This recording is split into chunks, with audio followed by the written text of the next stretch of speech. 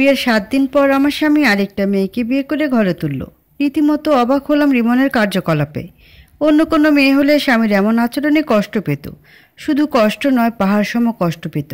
হয়তো কষ্টে অপ্রত্যাশিত কিছু করে ফেলত, তবুও ব্যাপারটা কিছুতেই মেনে নিত না। কিন্তু রিমনের আচরণে আমার কষ্ট হচ্ছে বলে মনে হলো না। রিমনের নতুন স্ত্রীর নাম সিমি। দেখতে অনেক সুন্দরী, আমার চেয়েও আধুনিকও বটে, তবে আমার মতো উচ্চতা লম্বা না। রিমনের এমন নিষ্ঠুর কাজের জন্য তাকে ছোট্ট করে শুধু বললাম, কাজটা কি ঠিক করলে? জবাবে রিমন বলল, ঠিক বেঠিক দিয়ে তুমি কি করবে? বাসায় খাওয়া পড়া পেলেই তো হলো, এর বেশি কি চাও? রিমন অন্য একজনকে বিয়ে করেছে, এতে কষ্ট না পেলেও তার এরকম অদ্ভুতপূর্ণ কথাতে প্রচণ্ড কষ্ট পেলাম। তার কথাতে বুকটা যেন জ্বলছিল অগ্নিতে। রিমনের কথার কোনো জবাব না দিয়ে আমার রুমে চলে গেলাম। রিমনের বাবা মা দেশে থাকেন না, বিদেশে সেটেল তারা। তাদের ছেলে দ্বিতীয় বিয়ে করেছে, এটা হয়তো জানেন না। রিমন তার বাবা মায়ের সাথে কথা বলে না বিশেষ এক কারণে।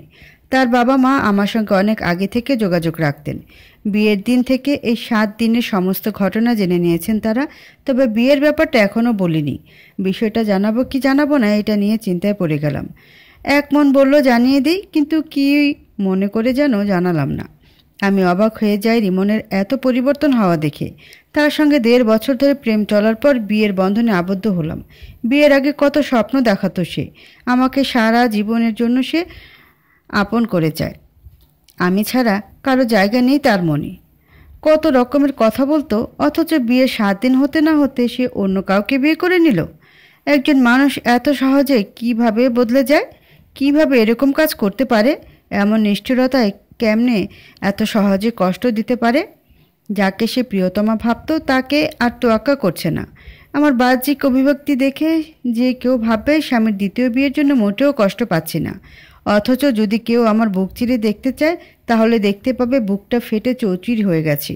চৈত্র মাসে তীব্র খরায় ভূমিগুলোতে যেরকম ফাটল ধরে, তার চেয়ে বেশি ফাটল এই বুকেতে। না পারছি না সহ্য করতে, আর না পারছি দুঃখের কথা কারো নিকট শেয়ার করতে। আমার বাবা মাকে বিষয়টা জানাতে পারছি না, কারণ আমি আর তাদের সন্তান নই। তাদের অমতে রিমনকে কাজে অফিসে বিয়ে করেছি যে। এখন যদি তাদের বলি রিমন আরেকটা বিয়ে করেছে, তোমরা ব্যবস্থা নাও, এটা শুনলে প্রথমে তারা কান্নাকাটি করবে, তারপর আমাকে ভর্ৎসনা করবে, কিন্তু কিছুতে হেল্প করবে না আমাকে। আমি যে তাদের নিকট নিত, কিসের জন্য হেল্প করবে আমাকে? আমি তো তাদের কথাকে অমান্য করেছি। যার সাথে বিয়ে হতে যাচ্ছিল তাকে রেখে রিমনকে বিয়ে করেছি। তবে রিমনের সাথে আমার বিয়েতে মত ছিল ছোট ভাইয়ের। তার কারণে রিমনকে বিয়ে করতে বেশি উৎসাহ পেয়েছিলাম। কিন্তু মনে হচ্ছে না যে ভাইয়ের সাহায্যে আমার উপকার হয়েছে। রিমনকে বিয়ে করে আমি সুখ পেতে না পেতেই দুঃখের সাগরে ভেসে বেড়াতে শুরু করছি। রাতে রান্না করছিলাম রিমন ও তার স্ত্রীর জন্য। রান্না করার সময় এক অন্য মানুষ হয়ে গিয়েছিলাম। অন্যরকম মানুষ না হলে তো কোনো মেয়ে এমন স্বামী ও সতীনের জন্য রান্না করতো না। রান্নার পুরো সময় জুড়ে চোখের বিন্দু বিন্দু অশ্রুকণাগুলো বিয়োগ হয়ে গাল ভিজে ফেলছিল। রান্না শেষ করে যখন রিমনের কাছে গিয়ে নরম গলাতে বললাম, চলো খাবে, প্রত্যুত্তরে রিমন চেঁচানো সুরে বলল, রেস্টুরেন্ট থেকে খাবার আসছে, অর্ডার করেছি, ওই সবই খাবো আজ রাতে। তুমি তোমার রান্না করা খাবার খেয়ে নাও, সিমি তোমার রান্না খাবে না। আরেকটা কথা, তুমি আজকে এই রুমে শোবে, আমি সিমিকে নিয়ে তোমার রুমে থাকবো। মন তো বলল রিমনকে কড়া ভাষা কয়েকটা কথা শুনিয়ে দিই, কিন্তু ধৈর্য ধারণ করলাম। চুপচাপ কথাগুলো শুনে মাথা নিচু করে রুম থেকে বের হয়ে এলাম। পরের দিন সকালে আমার ছোট ভাই রিফাত এলো আমার বাসায়, কিন্তু একা না, সঙ্গে একটা মেয়েকে নিয়ে। সেই মেয়েটা আমার ননদ, নাম শিমলা। কিন্তু সে লন্ডন থেকে দেশে কবে ফিরল? কৌতূহল হলো সত্যটা জানার জন্য। রিফাত আমার নিকটে এসে ফিসফিস করে বলল, আপু, নাবিলা 3 দিন হলো দেশে ফিরেছে, সে কাউকে বলেনি, এমনকি তার বাবা মাও জানে না। অবাক হয়ে বললাম, দেশে ফেরার কারণ কি, আর তুই তাকে কোথায় পেলি? রিফাত মৃদু হেসে বলল, আমার জন্য সে দেশে আসছে। তোর জন্য মানে? পরেই জানতে পারবে। এখন বললে কি সমস্যা? সমস্যা আছে। এখন আমাকে 10,000 টাকা দে, ফোন কিনতে হবে। তোর ফোন থাকতে আরেকটা কেন? আরে লাগবে আরেকটা, টাকাটা দে তো। ঠিক আছে দাঁড়া। রিফাতকে টাকা দিলাম। টাকা পেয়ে সে বাসা থেকে চলে গেল। শিমলা আমার কাছে এসে কপট রাগমাখা সুরে বলল, ভাবি, তুমি থাকতে ভাইয়া আরেকটা বিয়ে করলো কি করে? কিঞ্চিত শক্ত কণ্ঠে জবাব দিলাম, সেটা তোমার ভাই জানে, তোমাকে তো ভালোবাসে সে। আরেকজনকে কিসের জন্য বিয়ে করবে যেখানে তুমি তার বউ হিসেবে আছো? সব উত্তর তোমার ভাই দেবে, তাকে জিজ্ঞেস করো। শিমলা তার ভাইয়ের নিকট গিয়ে অনেকগুলো কথা শুনিয়ে দিল। এর একটু পরে রিমন আমার দিকে তেড়ে আসলো, চোখ দুটো রক্তিম বানিয়ে দাঁত কটমট করতে করতে অনবরত থাপ্পড় লাগালো আমার গায়ে।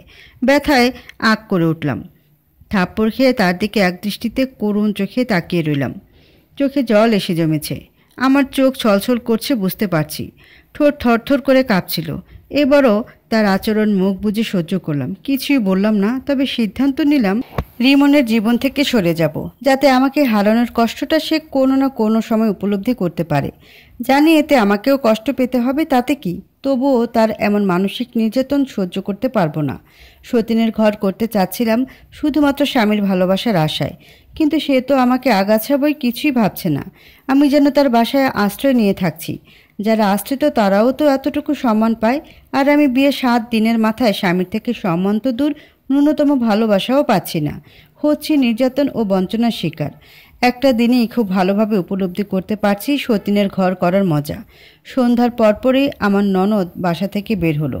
কই গেল কাউকে বলে গেল না। আমার ভাই রিফাতেরও বাসায় আসার খবর নেই। ফোন কেনার জন্য টাকা নিয়ে কই গেল কে জানে। রাত পার হলো তবুও সে এলো না। নৈশভোজের সময় আমার স্বামী তার নতুন স্ত্রীকে নিয়ে রেস্টুরেন্ট থেকে অর্ডার করা খাবার আয়েশ করে খাচ্ছিল, আর আমি চুপি সারে কাপড় ব্যাগে গুছিয়ে রাখছিলাম। খাবার জন্য আমি কোনো রান্না করিনি। এই বাড়িতে শেষ রান্নাটা আমি দুপুরেই করেছিলাম। এই ঘন কালো অন্ধকারের রাতটা পার হলে এখানে আর আমার ছায়াকেও দেখতে পাবে না কেউ। ব্যাগে কাপড় তোলা শেষ হলে সেটা খাটের নিচে রেখে দিলাম। এরপর বিছানায় মনমরা হয়ে শুয়ে রইলাম এবং গভীর রাতের অপেক্ষা করছিলাম কখন রিমন ঘুমিয়ে যাবে, আর তখনই ধীরপায়ে বাসা থেকে বের হয়ে ছুটব অচেনা গন্তব্যে। আচমকা রিমন আমার রুমে ঢুকলো। তাকে দেখা মাত্র রাগের অভিব্যক্তিতে চেহারাটা ঘুরিয়ে নিলাম। বেশ কিছুক্ষণ চুপ থেকে সে দাঁড়িয়ে দাঁড়িয়ে আমাকে দেখল। ধাই করে সে বলে উঠল, রান্না করনি কিসের জন্য? না খেয়ে থেকে মরার চিন্তাভাবনা করছো নাকি? মরতে চাইলে বাপের বাড়ি গিয়ে মরো, আমার বাসায় কেন? তাড়াতাড়ি ডাইনিং টেবিলের দিকে যাও, খেয়ে আসো। একবারের বেশি খেতে বলল না, বলার ইচ্ছাও নেই। আমি যেন দেখি টেবিলের উপরে রাখা খাবার শেষ হয়েছে। কথাটি বলেই রিমন রুম থেকে বেরিয়ে গেল। তার কথাতে আমার মনটা প্রশান্তিতে ভরে ওঠার কথা, উল্টো রাগ হলো। সে খাওয়ার কথা এমনভাবে বলছিল যেন আদেশ করছে। বউকে আদর করে যে কথা বলা যায় সেটা সে ভুলেই গেছে। অন্যায় কাজ করেছে সে, আর আমিই যেন দোষী হচ্ছি। বাধ্য হয়ে খাবার টেবিলের নিকট গেলাম, কিন্তু খাবারের কোনো চিহ্ন পেলাম না। নিশ্চয়ই আমাকে বোকা বানানো হচ্ছে। সমস্ত খাবার তারা দুজনেই খেয়ে শেষ করেছে। ডাইনিং টেবিলের নিকট যেতে বলছে যেন অপমানিত হই আমি। আমাকে কষ্ট দিতেই রিমন এরকম নিচু মন মানসিকতার পরিচয় দিল। খাবার টেবিলের উপর খালি পড়ে থাকা প্লেটগুলোর দিকে তাকিয়ে আছি। ওই সময় রিমন আমার কাছাকাছি এসে গম্ভীর গলায় বলল, খাওয়া শেষ করছো? এবার প্লেটগুলো ধুয়ে আনো। রিমনের কথাটা শুনে বড়সড় আঘাত পেলাম। একটা মানুষ এতটা নির্লজ্জ হয় কি করে? সে এমন করছে কেন আমার সাথে? কি দোষ করেছি আমি? এভাবে কষ্ট দিয়ে সে কি এমন সুখ পাচ্ছে? প্লেটগুলো তার নতুন স্ত্রী ধুতে পারবে না এটা বললেই তো হতো, আমিই ধুয়ে দিতাম। আজকে রাতটা না হয় একটু কষ্ট করলাম। খাওয়া নিয়ে মিথ্যাচার করে খুব কি মজা পেল সে? চোখ মুখ রক্তিম বানিয়ে তার দিকে নজর দিলাম। এক দৃষ্টিতে কিছুক্ষণ চেয়ে থেকে প্লেটগুলো নিয়ে ধুতে গেলাম কিচেন রুমে। শুধুমাত্র পানি খেয়ে বিছানায় গায়ে এলিয়ে শুয়ে রইলাম। মন মরা ভাব ও ক্ষোভ নিয়ে রিমনকে শুধু ভর্ৎসনা করছিলাম। রাত 12টা পর্যন্ত জেগে রইলাম। ভেবেছিলাম কয়েক ঘন্টা ঘুমিয়ে নেব, কিন্তু ঘুম এলো না কিছুতেই। ঘুম আসবেই বা কেমনি? এরকম দুর্দিনে কেউ কি সহজে ঘুমাতে পারে? রাত 10টার পর থেকে রিমনকে নিয়ে ভাবতে ভাবতে 12টা বেজে গেল। 12টার পরপরই বিছানা থেকে উঠলাম দেখার জন্য যে রিমন ঘুমিয়েছে কিনা। তার রুমের দরজার সামনে দাঁড়ালাম। দরজা হালকাভাবে লাগানো ছিল। ধাক্কা দিতে দরজাটা হালকা সরে গেল এবং রুমের ভিতরে দেখলাম বিছানায় শুধু মেয়েটা ঘুমানো আছে, পাশে রিমন নেই। হয়তো ওয়াশরুমে গেছে। এখন এই সময় বাসা থেকে পালানোর। তাড়াহুড়ো করে আমার রুম থেকে ব্যাগটা নিয়ে এলাম এবং ধীর পায়ে বাসা থেকে বের হয়ে গেলাম। কোথায় যাব তার কোনো সঠিক গন্তব্য নেই। কোনো ব্রিজে গিয়ে রাতটা কাটিয়ে দিলে ভালো হবে। তারপর ভোর হলে সোজা রাঙ্গামাটি চলে যাব। বিষণ্ণ মন ও বিভীষিকাময় অন্তরটা নিয়ে হেঁটে চললাম আমার পছন্দের ব্রিজটার উদ্দেশ্যে। ছোট্ট একটা নদীর উপর দিয়ে ব্রিজ তৈরি করা হয়েছে। মাঝে মধ্যে ব্রিজটা নিকটে আসতাম মনটা ফ্রেশ করার জন্য। তবে রিমন কখনোই এই ব্রিজটাতে আসতে চাইতো না। হাঁটতে হাঁটতে একটা রাস্তায় গিয়ে পৌঁছলাম, যেখানে পুলিশের চেকপোস্ট বসানো হয়েছে। তাদের কাছে পৌঁছেতেই নানাবিধ প্রশ্নের সম্মুখীন হতে হলো। এক পুলিশকে জবাব দিলাম মিথ্যা কথা বলে। তাকে বললাম আমার নানু হাসপাতালে ভর্তি, তাকে দেখতেই এত রাতে বাসা থেকে বের হয়েছি, কিন্তু এত রাতে গাড়ি পাচ্ছিলাম না, তাই হেঁটে হেঁটে যাচ্ছি। মধ্যবয়স্ক একজন পুলিশ উঁচু গলায় বলল, ঠিক আছে, তুমি এখানে দাঁড়াও, কোনো উবার এদিক দিয়ে গেলে সেটাতে করে তুমি হসপিটালে যেও। আমি নিরুপায় হয়ে দাঁড়িয়ে অপেক্ষা করলাম উবারের জন্য, কিন্তু কোনো উবারের দেখা পেলাম না।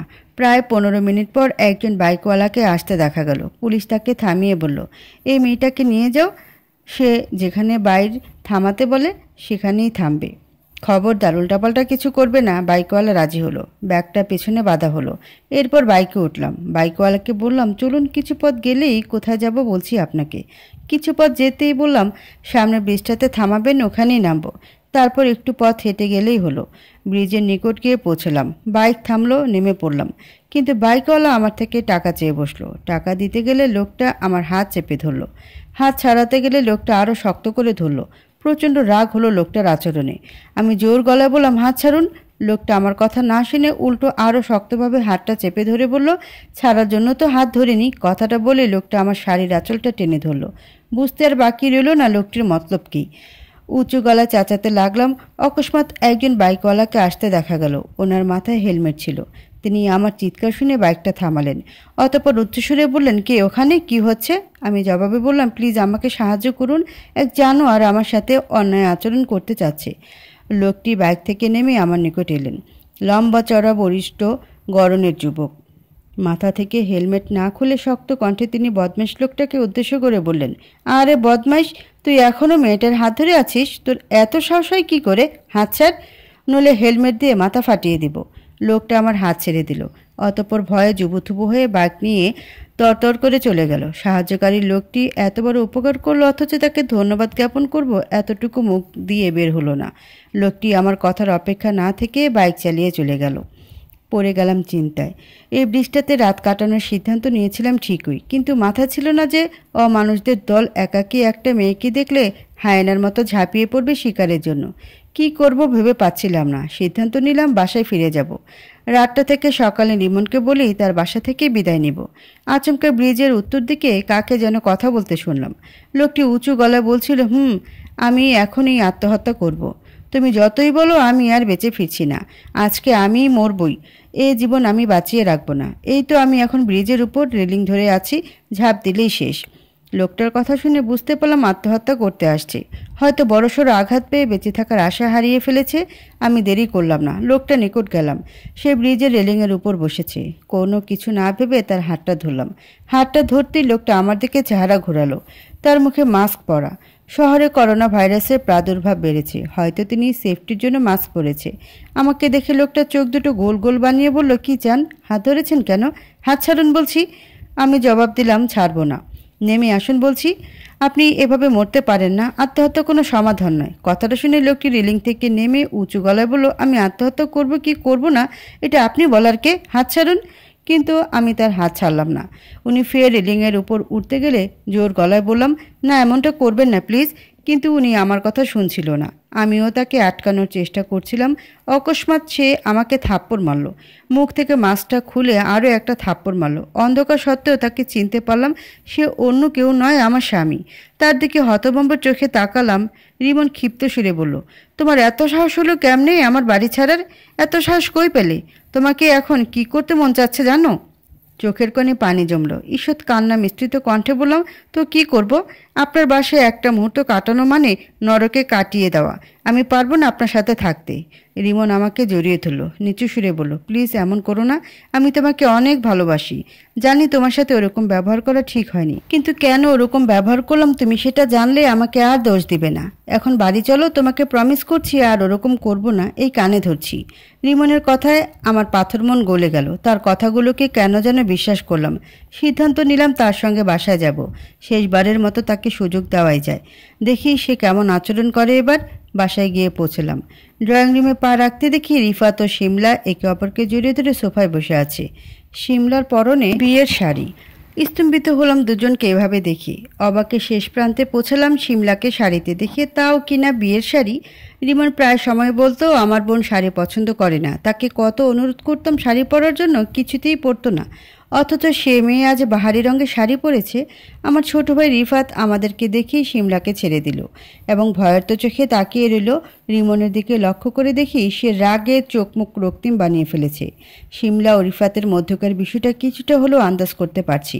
ধাই করে সিমলাকে শক্ত কণ্ঠে জিজ্ঞাসা করলাম, সিমলা, এসবের মানে কি বলো তো? সিমলা নড়ে চড়ে বসলো। কপালে ভাঁজের সৃষ্টি হলো তার। অতঃপর কৌতূহলের অভিব্যক্তিতে আমাকে বলল, কোন সবের মানে ভাবি? আচ্ছা সেটা যাই হোক, আমাকে প্রথমে বলো আমার নাবিলা নামটা বেশি ভালো লাগে নাকি সিমলা নামটা? রিফাত সিমলা নামটা একদমই পছন্দ করে না, তাই তুমি আমাকে নাবিলা বলেই ডাকবে। তাছাড়া এক সময় তো এই নামেই ডাকতে আমাকে, এখন সিমলা সিমলা করো কেন? তীব্র বিরক্তির কণ্ঠে ফের বললাম, ফাইজলামি বন্ধ করো। আমি তো জানি তুমি শাড়ি পছন্দ করো না, এখন শাড়ি পরেছো কিসের জন্য? আর রিফাতের সঙ্গে এত ক্লোজ কেন তুমি? শাড়ি কেন পরেছি বুঝতে পারছো না?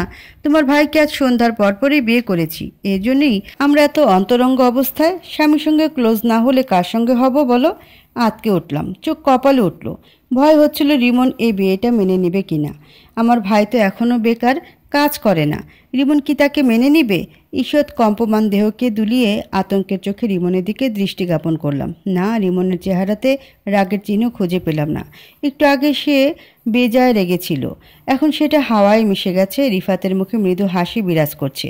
সিমলাকে আমি কিছু বলার পূর্বে রিমন তাকে হাস্যোজ্জ্বল মুখে বলল, বিয়ে করেছিস, খুব খুশি হয়েছি। এখন বল, বিয়ের দিনমোহরের জন্য কাবিননামে কত টাকা লেখা হয়েছে? দিনমোহরের কথা শুনে আমার চেহারার রং পাল্টে গেল। সিমলার চেহারাটা মুহূর্তের মধ্যে বিবর্ণ রূপ ধারণ করলো।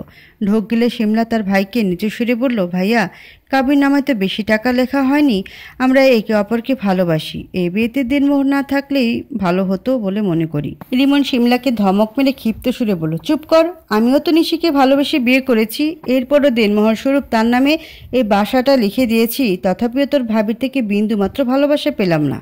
রিমনের মুখ থেকে শেষ বাক্যটি শুনে থমকে দাঁড়ালাম। এত বড় মিথ্যা কথা সে কোন মুখে বলতে পারল?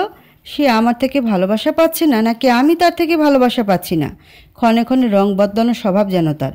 ব্রিজে কত সুন্দর করে বলল আমার সঙ্গে সে আর বাজে আচরণ করবে না, অথচ বাসায় আসতে না আসতেই আমার সঙ্গে মিথ্যাচার করে মজা লুটছে। রিমনের কথায় আমার ভাই চাপা কণ্ঠে বলে উঠল, দুলা ভাই, আপনি কোনো চিন্তা করবেন না, কাবিননামায় 8 লক্ষ টাকা লেখা হয়েছে, আমি এস্টাবলিশ হলেই তাকে টাকাগুলো দিয়ে দিব। রিমন শয়তানি হাসি হাসলো, তবে শব্দ করল না। অতঃপর নিচু সুরে বলল, ঠিক আছে, এবার মানলাম, এবার যাও ঘুমিয়ে পড়ো। রিমনের কথা মতো সিমলা আমার ভাইকে নিয়ে তার রুমের দিকে চলল। তারা যাবার পর রিমনের দিকে বাঁকা চোখে তাকালাম। সেও আমার দিকে অদ্ভুত চাহনিতে তাকিয়ে রইল। দৃষ্টি বিনিময় চলছিল। আজ 2 দিন পর রিমন আমার দিকে ঠিকভাবে নজর দিল। তার তাকানো দেখে হৃদয়ের গহীনে সৃষ্টি হওয়া অন্যরকম এক সুখের অনুভূতি অনুভব করছিলাম। তার চোখের দিকে তাকাতেই আমি যেন অজানা এক জগতের ভেতরে হারিয়ে যাচ্ছিলাম। জগৎটা হয়তো সুখ স্বাচ্ছন্দ্যে ভরা। ধীরে ধীরে তার দিকে এগিয়ে যাচ্ছিলাম। কিসের যেন আকর্ষণে তার কাছাকাছি যেতে খুব করে মন চাচ্ছিল। একদম কাছাকাছি হলাম। তার দেহে ছোঁয়া লাগছে না, মাত্র কয়েক ইঞ্চির জন্য। ঘন ঘন শ্বাস ফেলছি। আজকে এই সময়ে দেহ ভীষণভাবে কাঁপছে, অস্বাভাবিক কাঁপন। এর পূর্বে তো বহুবার তার কাছাকাছি হয়েছি, অন্তরঙ্গ মুহূর্তে দুজনে কাটিয়েছি, মধুর মুহূর্তে হারিয়েছি বহুবার। এতটা অস্থিরতা ও ব্যাকুলতা কাজ করেনি সে সময়। হৃদস্পন্দন বেড়ে যাওয়া কিংবা থরথর করে গা কাঁপাও সে সময় ছিল না। কিন্তু আজ কি এমন হলো যে তার কাছাকাছি হতে এমনটা লাগছে? রিমনের শ্বাস প্রশ্বাসে আমার দেহের কাঁপন আরও বেড়ে গেল। তার ঠোঁট কাঁপছিল। আমার ঠোঁটের কাঁপন আগে থেকেই ছিল। তার ঠোঁটের কাঁপন দেখে আমারও ঠোঁটের কাঁপন বৃদ্ধি পেল। রিমনের চোখে কামনার ছায়া লক্ষ্য করছি। তার ঠোঁটের রেখাগুলো আমার ঠোঁটকে আকর্ষণ করছিল। হয়তো শুকনো ঠোঁট দিয়ে ভিজতে চাচ্ছে। উভয় ঠোঁট পরশের অভাব পূরণ করতে চাচ্ছে। নির্লজ্জতা এসে ভিড় জমালো ওই দেহে। রিমনের কাঁধে 2 হাত দিয়ে শক্ত করে ধরলাম। তার ঠোঁটে চুম্বন রেখা অঙ্কন করতে আমার ঠোঁট জোড়া তার দিকে এগিয়ে নিচ্ছিলাম। ধাবমান ঠোঁটোদয় ক্রমে এগোচ্ছিল, খুবই ধীরে। চোখ জোড়া বন্ধ করেছি। তার কাঁধে হাত দিয়ে চেপে ধরেছি বিদায় দেহের কাঁপন কই যেন হারিয়ে গেল। রিমনের ঠোঁটে যখনই আমার ঠোঁট ছুঁয়ে দেবে ঠিক তখনই সে আমাকে ধাক্কা মেরে দূরে সরিয়ে দিল। ভরকে গেলাম, ভীষণ ভয়ও পেলাম। মাথা কেমন করে যেন ঘুরে উঠল। হৃদস্পন্দন বন্ধ হয়ে গেল। মেরে তাকিয়ে রইলাম রিমনের দিকে। তার চোখে মুখে অপরাধবোধের ছাপ লক্ষ্য করলাম। সে কেন আমাকে এভাবে সরিয়ে দিল বুঝে উঠতে পারলাম না। কাতর চোখে তাকিয়ে রিমনকে জিজ্ঞাসা করলাম, এটা কি হলো? তুমি আমাকে এভাবে ধাক্কা দিলে কেন? রিমন মৃদু সুরে বলল, না এমনি, আসলে ভালো লাগছে না। ভালো লাগছে না মানেটা কি? আমি তোমার স্ত্রী, এতটুকু কি চাইতে পারি না? 2 দিন হলো তুমি আমার থেকে দূরে, একটু ভালোবাসা পেতে চাইছি আর তুমি এরকম ব্যবহার দেখালে। এমনটা তো করার কথা ছিল না তোমার। ব্রিজ থেকে বাসায় ফিরে আবারও পাল্টে গেলে। রিমন বিরক্তের গলায় বলল, উফ, সেরকম কিছু না, থাকো তুমি, আমি গেলাম। খুব ঘুম পেয়েছে, সকালে কথা হবে। রিমনের হাতটা শক্ত করে ধরলাম। রাগে গজগজ করতে করতে জোরালো কণ্ঠে বললাম, সকালে কথা হবে মানে? আমি এখনই কথা বলবো। তোমার বুকে মাথা রেখে শুয়ে থেকে কথা বলবো। তোমার চোখে ঘুম এলে ঘুম কেড়ে নিব, তারপর ফের কথা বলা শুরু করব। আজকে আমি তোমাকে ছাড়ছি না। রিমন তাচ্ছিলের হাসি হেসে ক্ষীণ সুরে বলল, দুঃখিত নিশি, সেটা হচ্ছে না। আমাকে সিমির সাথে থাকতে হবে, অন্যথায় সে রেগে যাবে। রাগ কি আমি দেখাতে জানি না? তুমি খুব ভালো করে জানো আমি রেগে গেলে কি করতে পারি। হাসি পাচ্ছে, আর কথা বাড়িও না। তোমার জোক শোনার মুডে নই আমি। ঘুমাতে গেলাম। রিমন ড্রয়িং রুম থেকে চলে যেতে লাগলে তার টি শার্টটা শক্ত করে ধরলাম। পিছন ফিরে আমার দিকে তাকালো অগ্নিঝরা চোখে। মনে হচ্ছিল সে আমাকে গিলে খাবে। তাকে পরোয়া না করে হাতটা ধরে সোফার দিকে নিয়ে এলাম। সোফাতে ফেলে দিয়ে তার দেহের উপরে আবিষ্ট হলাম। রিমন আমাকে তার দেহ থেকে সরিয়ে ফেলতে জোর খাটাচ্ছিল, কিন্তু আমি আমার সর্বোচ্চ শক্তি দিয়ে তার হাত দুটো চেপে ধরলাম। এর পাশাপাশি আমার বুকের সাথে তাকে আষ্টে পৃষ্ঠে আঁকড়ে ধরে রাখলাম। লক্ষ্য পূরণ করতে ধাবিত হচ্ছিলাম গন্তব্যে। অকস্মাৎ সিমির কণ্ঠস্বর ভেসে আসলো আমার কানে। সে রুমের ভেতরে ঢুকে উত্তেজিত হয়ে চেঁচানো গলায় বলল, রিমন, এসব কি হচ্ছে? তাই তো বলি, মানুষটাকে রুমে পাচ্ছি না কেন? সে আমাকে বিছানায় ফেলে এসে এখানে রোমান্স করছে। ছি রিমন, সে না তোমার ভাবি হয়? তার সাথে এরকম নষ্টামি করার পূর্বে একবারও কি ভাবলে না? সিমির কথা শুনে হকচকিয়ে উঠলাম। সে কি বলল? আমি রিমনের ভাবি হই? কিন্তু তার ভাই কই এখন? রিমনের আরেকটা ভাই ছিল কবে? রিমনের শরীর থেকে উঠে তার দিকে বাঁকা চোখে তাকিয়ে দাঁত কটমুটিয়ে বললাম, সে কি বলে এসব? আমি তোমার ভাবি লাগি? সিমি পাশ থেকে বলে উঠল, দুঃখিত ভাবি, ওর ব্যবহারে রাগ করবেন না। সে একটু দুষ্টু আছে। স্লিপ ওয়াকিং করা তার বোধ অভ্যাস। হয়তো ঘুমের মধ্যে আপনাকে আমি মনে করে এরকমটা করছে। ওর ব্যবহারে রাগ করবেন না প্লিজ। রাগের মাত্রা পাহাড় সম হলো। ধৈর্যের বাঁধ ভেঙে যাচ্ছিল। রিমনকে খাপা সুরে ফের বললাম, তুমি কিছু বলছো না কেন? রিমন আমার কথা জবাব না দিয়ে সিমিকে তীক্ষ্ণ কণ্ঠে বলল, সিমি তুমি যাও তো, নিশির সাথে কথা আছে। সিমি রুম থেকে বেরিয়ে গেল। বাহ, এ তো দেখি লক্ষ্মী বউ, স্বামী হুকুম করা মাত্র সে চলে গেল। এত স্বামী ভক্তি, ভালো তো। সিমি চলে যেতেই রিমনকে তীক্ষ্ণ কণ্ঠে বললাম, এসবের মানে কি? আমি তোমার ভাবি হই, আর কত নাটক করবে? এবার একটু বাস্তবে ফেরো। রিমন জোরালো কণ্ঠে বলল, তাকে তোমার সম্পর্কে বলেছি যে তুমি আমার ভাবি। এটা না বললে সে কি এ বাসায় আসতো? মানে কি এসবের? আমাকে স্ত্রী হিসেবে পরিচয় দিলে কি এমন সমস্যা হতো? ও, বুঝতে পারছি। সব মেয়ে তো আমার মতো নয় যে সহজে সতীনের ঘর করতে রাজি হয়ে যাবে। এই তো বুঝতে পারছো। তাকে যদি বলতাম তুমি আমার প্রথম স্ত্রী, তবে আমি শেষ হয়ে যেতাম। শেষ হয়ে যেতে মানে? সেটা পরেই জানতে পারবে। আমাকে ছাড়ো, এবার ঘুমাতে দাও। ঘুমাবে না করেছে কে? ঘুমাও, সমস্যা নেই তো। আমার সঙ্গে রুমে চলো, ঘুমাই একসাথে। কিছুতেই না। এবার কিন্তু সত্যি সত্যি মার খাবে। তবুও পারবো না। রিমনের হাত ধরে টানতে টানতে আমার রুমের দিকে নিয়ে যাচ্ছিলাম। সে এবার জোর খাটাচ্ছে না, যে কারণে সহজেই তাকে রুমের ভিতরে নিয়ে যেতে পারলাম। রুমে ঢুকতেই তাকে ছেড়ে দিয়ে দরজাটা ধপাস করে বন্ধ করে দিলাম। রিমন নিজে থেকে বিছানায় চলে গেল। গায়ে এলিয়ে শুয়ে পড়ল। আমি তার পাশে শুয়ে পড়লাম। তার গায়ে হাত দিতেই সে শিকারির চোখে তাকিয়ে প্রচণ্ড রাগের সহিত তীর্যক কণ্ঠে বলল, থাপ্পড় চেনো? খবরদার, এবার ওই টাচ করলে এরপর ভুলেও আমার গায়ে হাত দিবে না। তোমার কথা মতো শুতে রাজি হলাম এই ঘরে, যদি আরেকবার টাচ করো না, তাহলে থাপড়িয়ে সবগুলো দাঁত ফেলে দিব। রিমনের কথায় এতটাই কষ্ট পেলাম যে অন্তরাত্মায় বিষিয়ে উঠল বিষাদের অনলে। খুব করে কাঁদতে মন চাচ্ছিল।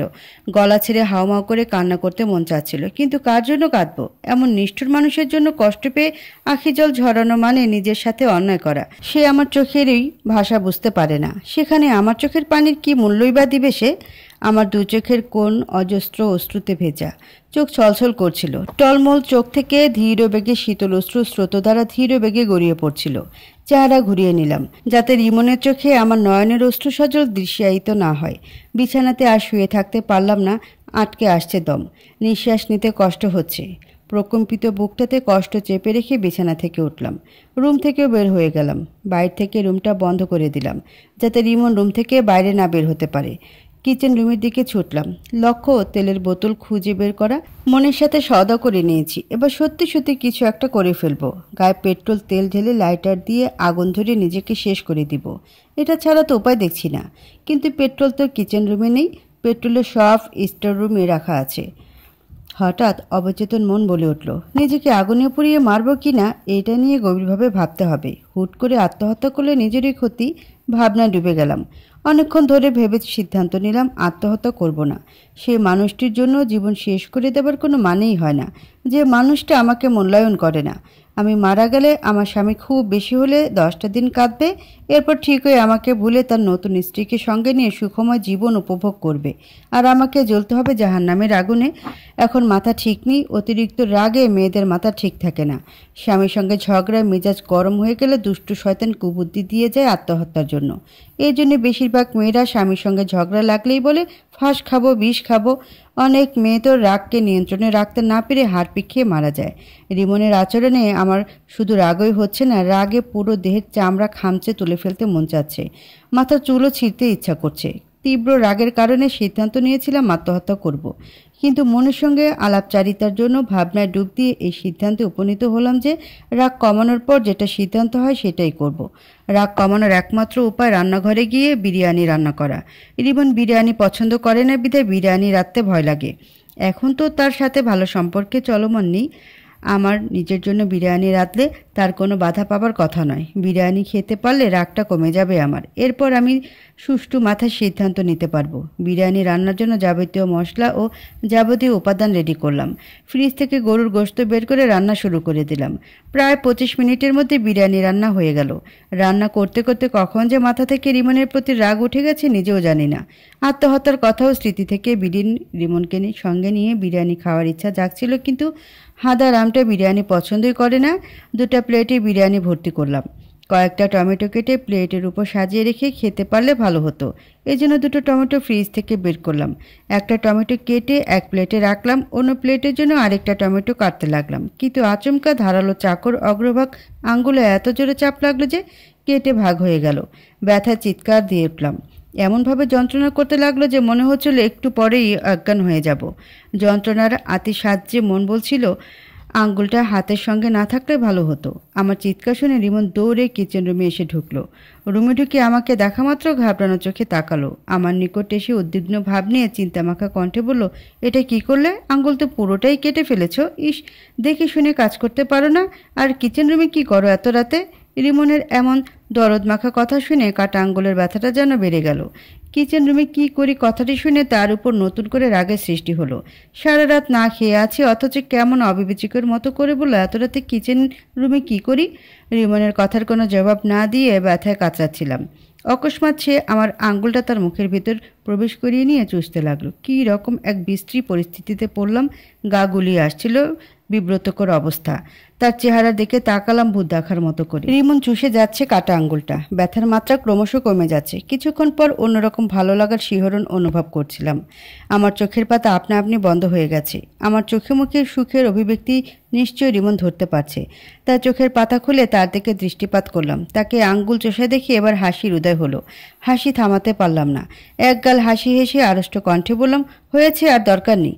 এটা বলতেই রিমন আমার আঙ্গুলটা তার মুখের ভেতর থেকে বের করে মৃদু সুরে বলল, একটু ধৈর্য ধরো, আমি বায়োডিনও তুলো নিয়ে আসছি, দেখবে ঠিক হয়ে যাবে, আর কোনো সমস্যাও হবে না।